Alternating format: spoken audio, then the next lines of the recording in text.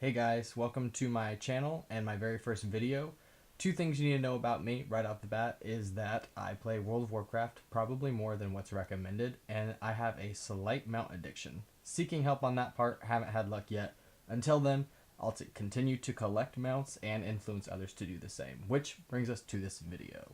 The first two mounts we'll look at are the Firelands, the Flame Talon of Alice Razor, I butchered that for sure, and the Pureblood Firehawk.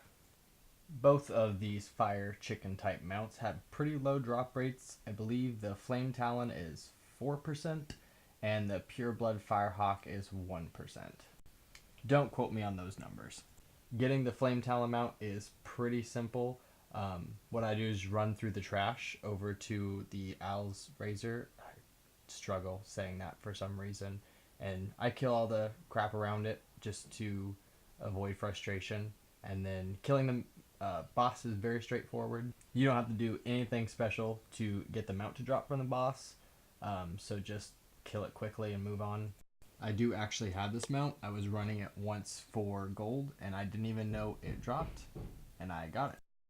You do have to listen to that long-winded night elf for a while, but that's basically the end of this fight. Next you'll do the clear the entire raid to get to the end boss where the Pureblood Firehawk will drop, if you're lucky. I have yet to get this mount, actually. I've just been starting working on it when I have some extra time. And this would be the raid that I would recommend if you have extra time to farm, just because it's pretty easy and it's quick.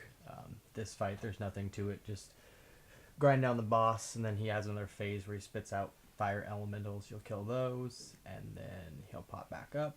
And then you'll get your loot chest, which may or may not have the Firehawk in it, which for me, it does not, of course. Oh well, all good. Moving on, we go to the Outlands for the Raven Lord. I actually ran this dungeon one time just to see what happened, and it actually dropped for me on the first try, so I'm sure a lot of people probably hate me for that one. Right now I'm on my newbie mage. I was too lazy. I just jumped on him for the easy port. And that's the Raven Lord. Looks pretty sweet. Sorry about the second title popping up there. I have no idea what that is. And I'm not near skilled enough to figure out how to get rid of it, so I hope you forgive me for that one. Alright, here we are at the entrance for the Raven Lord. I think is it Shakith? Seketh? I'm not even going to try. Really suck at words today. Okay, well, I'm going to try. Is it Sethek? I think it's Sethek. I don't know. Correct me if I'm wrong, or don't. Or just pretend that we live in a perfect world where I can pronounce things that I cannot. One thing to remember, and it's very important with this dungeon, it does have to be set to heroic difficulty, otherwise the mount will not drop. We kill all this trash, and then finally we get to Anzo, and just one-shot that poor unsuspecting chicken mount type thing. A lot of chickens today in this mount farming guide. Anyway, moving on, we have the Stone Drake from the Stone Core, which is located in Deepholm. No, I'm not going to try and say that first part of that. I have no idea where to even begin on that pronunciation. This dungeon, again, has to be set on heroic difficulty to get a chance for the mount to drop. This is also another mount that I do not yet have in my collection. I'm a little upset about it. I do remember in a party, shortly after this dungeon came out, it did drop. Whole group was in shock, and the person who needed it did not even have 280 flying, which, if you remember that far back, it was a requirement to even learn the mount. Touchy subject, but I digress. Anyway, you run through the entire dungeon to the dragon fight, one-shot him down, or however many shots it takes you. Pretty easy to solo this. And then nope, still no. Oh well, another day maybe. All of these I would recommend if you have some extra time. Just run through them. They're pretty quick and extremely easy. The next one we're going to get into is Invincible. I actually just recently got this mount. I was pretty stoked about it. Yes, I did just say the word stoked. Moving on. The important thing to remember here is the dungeon does have to be set to heroic. 25 man for the mount to have a chance to drop. I'm not sure on the percent of the drop rate, but I believe it's around 1%. All of these mounts are pretty low drop rates.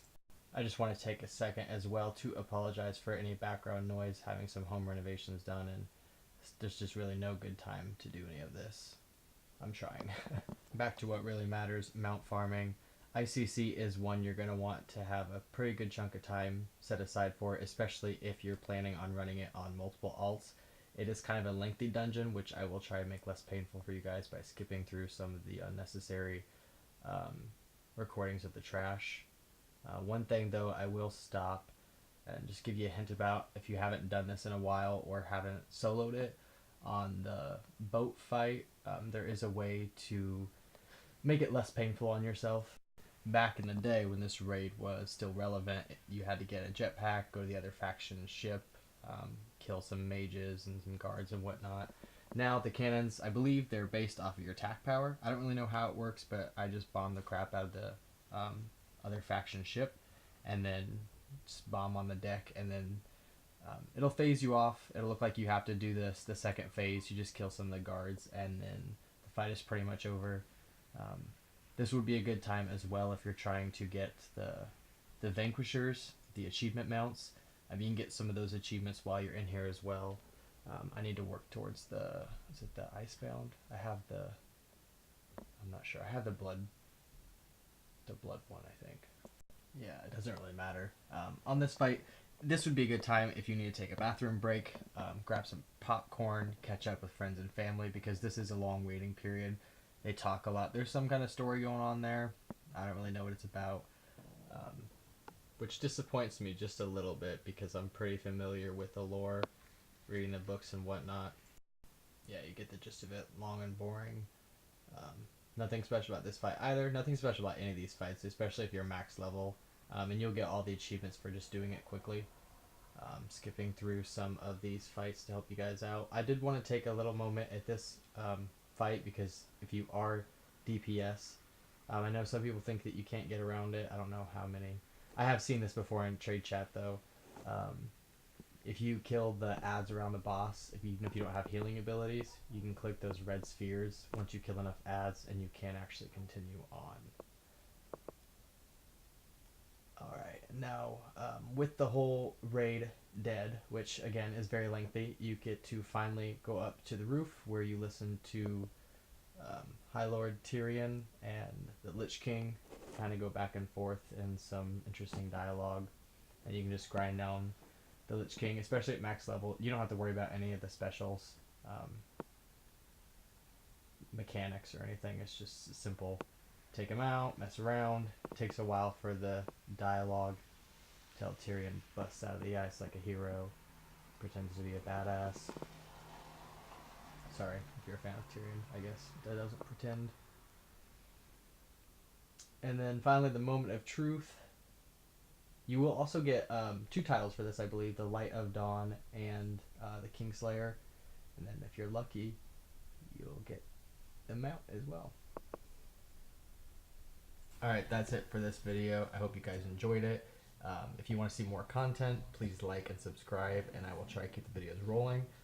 Be going over some PvP, PvE, and possibly more mount farming.